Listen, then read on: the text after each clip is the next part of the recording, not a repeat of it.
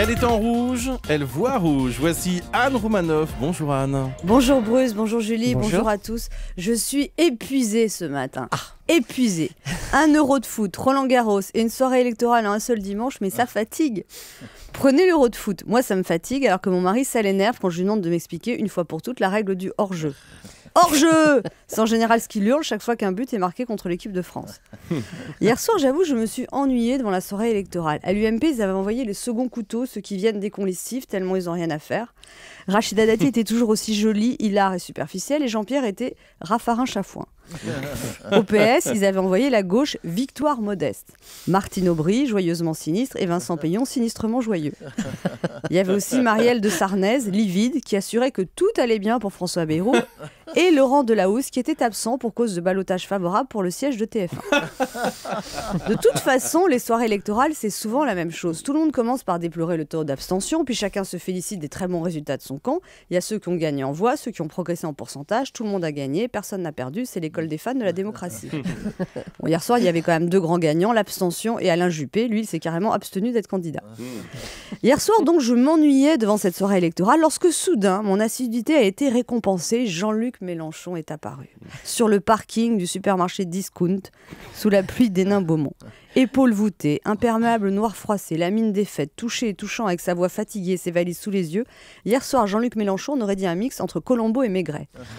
En fait, on aurait dit du Pierre Bachelet. Au nord, c'était les corons, par terre, c'était Mélenchon.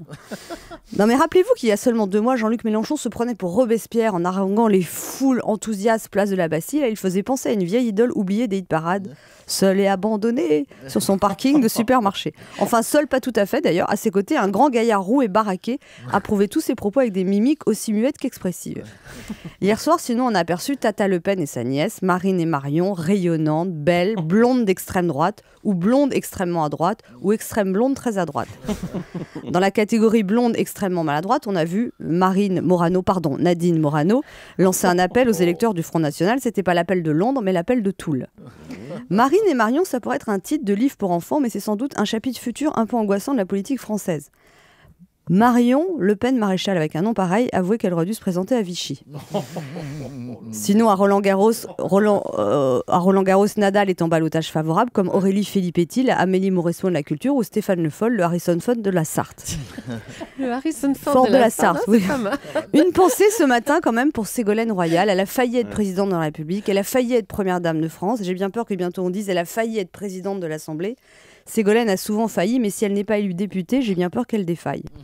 Mais finalement, tout ça, ça ne compte pas. Le plus important, ça va jouer aujourd'hui entre Nadal et l'Angleterre, entre Djokovic et la France. Je me mélange, 2 matchs en une journée, j'en suis toute énervée. Merci beaucoup Anne.